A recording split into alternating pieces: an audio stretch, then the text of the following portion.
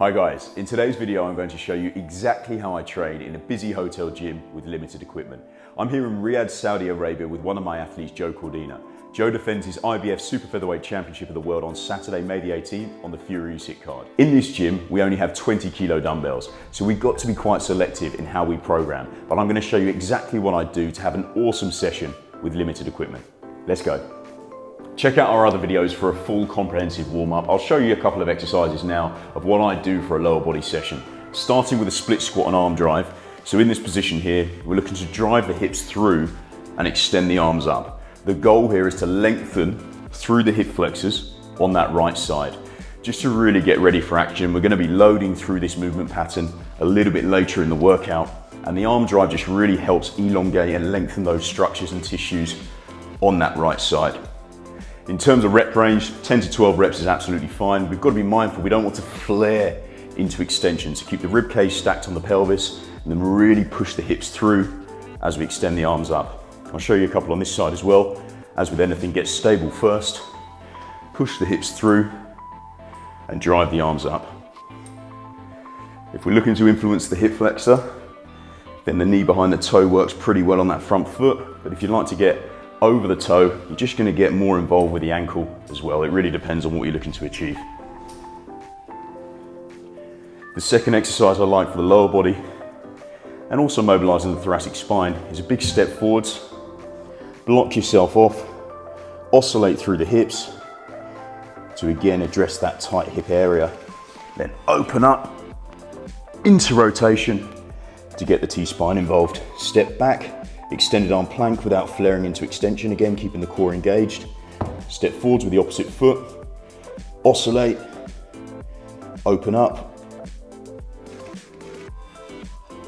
and then drive back. And the final one, if I could choose just three, it would be these three, is a COSSACK squat with reach.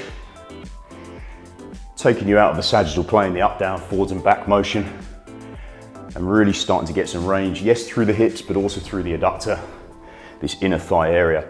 So when you come across the body and transfer and shift your weight, the goal here is to keep the opposing leg completely straight so we lengthen that adductor. And there's three quick exercises just to get you nice and mobile.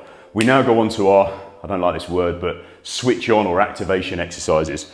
Super simple, coming down. Let's get these glutes involved, block yourself off, drive up and back down. So as you can see, the focus here now is my left glute as I drive up into hip extension. And in terms of reps, 10 to 12 reps will do the job here. I'll show you a few on the other side. So stack the foot below the knee, not too far out, or the hamstring will take over. Too far in, be a little bit more quad dominance. Around about there is good for me. Drive up and back down. The focus as well is keeping the pelvis relatively square so we're not rotating too much. And I'm now using my right glute to drive into hip extension and just waking up the whole posterior chain ahead of a lower body workout. Whilst we're down here, we can also focus on a little bit of trunk work with a dead bug variation. So contralateral dead bug, you could get a light dumbbell in your hand as well. And the goal here, I'll show you this side, so I'm actually pushing into my left thigh to increase IAP, intra-abdominal pressure. And the goal is to, can we move our extremities whilst maintaining midline control? What we don't want is to be flared into extension. And then if I had a towel beneath your lower back, the cue is don't let me have the towel. So you're actually pushing the tailbone into the floor, using your core to buffer the extension forces on the spine. A nice little switch on exercise for the core, and as I say, a light dumbbell in that hand would work pretty well. You could go double, so long lever, double arm, double leg, which is a progression from that one. And at that point, we've done a little bit of mobility, we've done our activation exercises. I now like to go into our power potentiation just to light up the neuromuscular system. And CMJs are great for this, so a counter movement jump. We can go hands on hips, and the cue is load, explode, absorb. This isn't continuous jumps, we're not doing this for conditioning benefits. This is just to excite and ignite the neuromuscular system to get you ready to start lifting.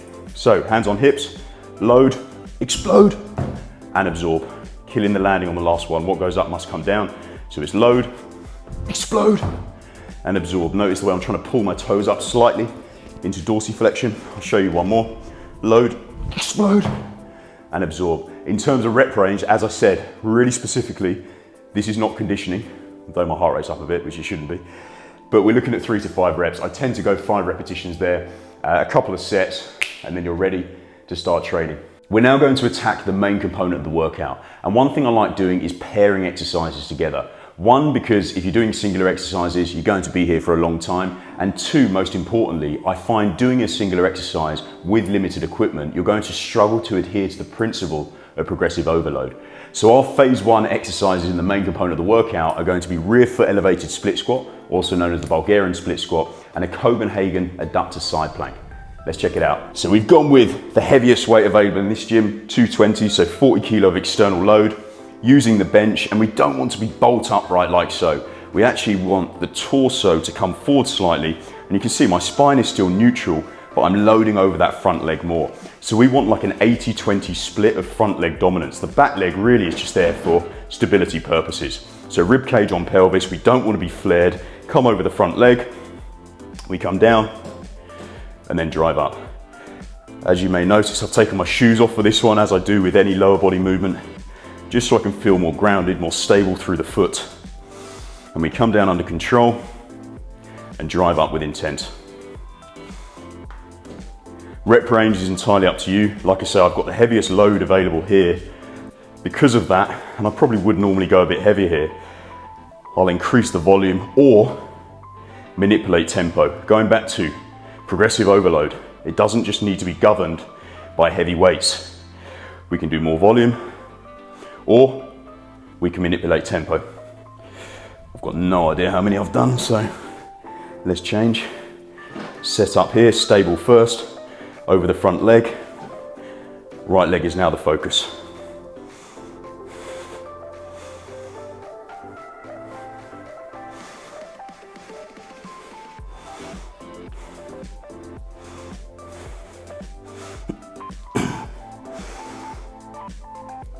And straight into the Copenhagen adductor side plank. So coming down like so, I'm going to go long lever, contralateral limb in a flex position, just to liken it to running more than anything, getting in good positions. Hips, don't let them droop. Stay up, stay engaged, and hold this position.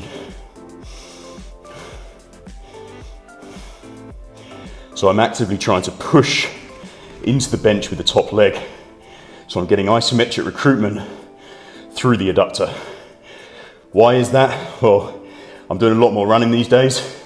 I was having a little bit of patellofemoral issues on my right side, strengthened the adductors, and the pain's gone away.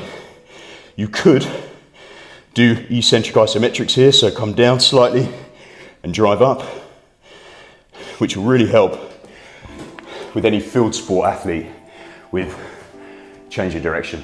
So that's the first pairing, rear foot elevated split squat, followed by Copenhagen adductor side plank. In the B series, we're now going to go into more of a hinge dominant action to really involve the hamstrings and glutes. This one, like the rear foot elevated split squat, really challenges your instability. We're going to pair this with a single leg hamstring curl as well on the Swiss ball, which I'll give you some progressions and regressions to both. Let's go. So using the 20s again, I'll give this a go. I can't promise every rep's going to be perfect, but that's why we're here, is to get better, right? So into this flex position with the right side, tripod foot, big toe, little toe heel with my left side. We wind it up and then we drive through. On the standing leg, the left side, I'm going slightly soft through the knee, but then everything else happens through that hinging action. Control and drive. Shoulder blades should be packed and set. We're not reaching with the hands, and we want to keep that spine nice and neutral from head to back side. As you can see, my contralateral limb, my right side, is in a flex position as we come down, because I find if it's extended, we flare into extension. So it's just individual preference more than anything.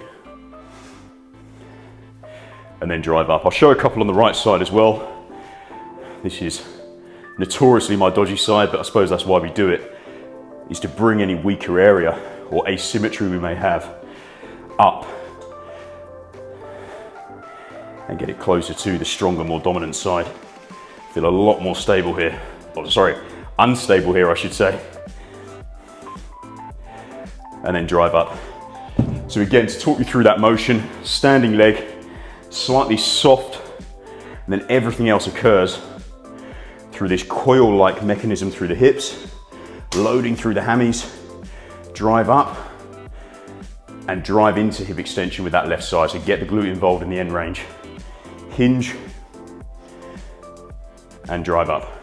And now we're gonna move into a supine hamstring curl. I'm a real fan of this exercise, and many hotel gyms should at least have a Swiss ball. So we're gonna lay down for this one, and I'll show you 3 versions. So we can go feet on the ball, block yourself off, head down, and firstly, come up into this bridge position. So get stable. You can see now why we blocked yourself off, otherwise you'd be all over the place. So from here, we drive in, and then we extend. When we drive in, we're getting both knee flexion, but also hip extension. So we don't want to just come in like so. Let's drive the hips up to the sky. Imagine string around the waist, someone's pulling you up. I'll show you 2 more here. So it's bring in, drive up, and control the eccentric extension. Bring in, and then control that eccentric phase. So that's step 1. If you'd like to be bold and progress that, you can go with an accentuated eccentric or a 2-1 method, where we come in for 2, you take 1 leg off, and then you extend for 1. Back on, come in, off, and extend. So we're really overloading the hamstring on that right side. And the further progression, and this one is advanced, I better do a few on the left or I'll be walking around in circles, is single leg all the way. So you've got a lot more instability here. Be mindful of the rep ranges as well, because it can promote an element of soreness. Driving up into hip extension, and also trying to keep the pelvis nice and square. So I really like that pairing in the B series of the workout, starting with a single leg RDL, and then moving into a single leg, double leg, or 2-1 accentuated eccentric hamstring curl to really overload the hamstrings and posterior chain.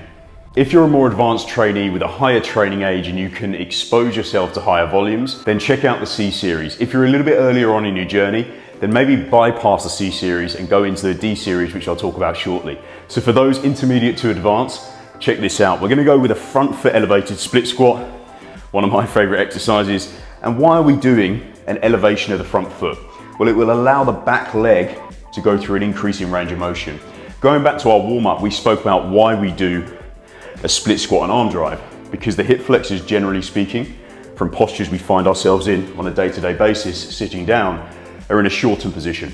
So we want to elongate those tissues. So I find doing this through load and holding the bottom position in a yielding isometric capacity can actually really have a positive impact on lengthening those structures. So using the 20s, front foot elevated, we're from here, and we're just gonna come down under control.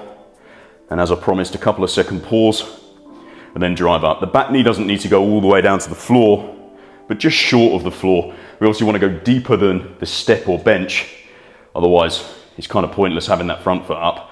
And I can really feel that lengthening through the hip flexors on my right side. I'll show you a few on this side. At this point of the session, we're not really looking at strength. Obviously, the load we've got really doesn't align with strength for this session anyway. So we're going to go 10 to 12 repetitions here, pausing in that bottom repetition, holding, and then driving up. So we're looking for around about 90 degrees with both legs. And this is a front foot elevated split squat. Again, because this is more now for the intermediate to advanced trainees, we can superset this with a single leg skater squat. So a great exercise to challenge single leg stability. Come up into a flex position, using the arms as a driver, as a counterbalance, as we load, driving my right knee down to the floor, tall posture. And we don't want to go super heavy with the dumbbells. I've just gone with 2-4 kilos. Otherwise the shoulders tend to become a limiting factor. Remember, we're not doing this to target the shoulders. It's a lower body focus one today. I'll show you a couple on this side. So really challenging instability now. Nice tall posture. What we don't want to get confused with is this isn't a single leg RDL. Sometimes I'd even put a pad or a mat, and then I'd say to the client, drive your knee towards that pad on my left side. And that will then ensure we get a greater range on that right side. So a nice superset again for the lower body, front foot elevated split squat, followed by single leg skater squat. And now moving into our final series, the D series, we're going to look at a COSSACK squat and a single leg calf raise. I've been doing a lot more running lately, so I've got to show some love to my adductors and also my calves, where we're trying to improve ground contact time. The lower limb is actually really important. So I'm going to show you a really good way to overload the calf with limited equipment. The COSSACK squat as well is great because it's taken us out of that up, down, forwards and back sagittal dominant movement that we find many programs in. So we're now going to work through the frontal plane to again challenge 360 degrees of movement. So using the dumbbell, I'll go with a 20 kilo here in a goblet position.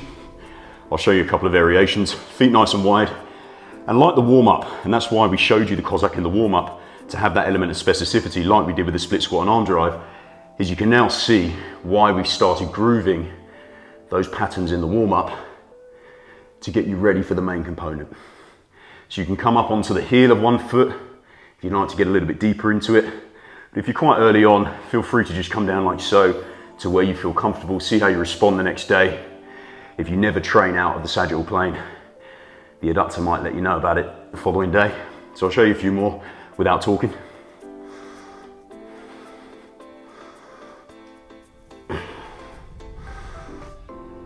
And then I promised I'll show you another variation as well. You can go one hand, come across, you can change, and you're getting a bit of rotation in now, so working both the frontal and transverse plane. And there's many variations you can do, and that's the COSSACK squat. So the calves can obviously take a hell of a lot of load, but this is a decent enough way to train the calf with limited equipment. So find a step or a plate, 2/3 of the foot off, we come up, hold and then come down. So trying to hold on to a wall or a bench will really help with the instability. And of course with this one, because we haven't got lots of load, we can manipulate tempo, squeeze, hold, and then come down for 4 seconds, taking care not to flex too much at the knee. You want to keep that nice and straight. And because it's straight leg, we're just overloading the gastrocnemius, part of the calf complex. And with the calves, I'd actually go higher with the loading and really manipulate tempo to ensure that we get that overload stimulus. With the COSSACK squat, I tend to work through around 12 repetitions just to get that range more than anything. This one can be as high as 20, 25 reps. Thanks for watching and joining me on this video. We went through a workout, lower body focused, in a hotel gym with minimal equipment. As you can see, it was a sweaty one for me, but we got the job done. Like, subscribe, share, and I'll see you on the next video. Cheers, guys.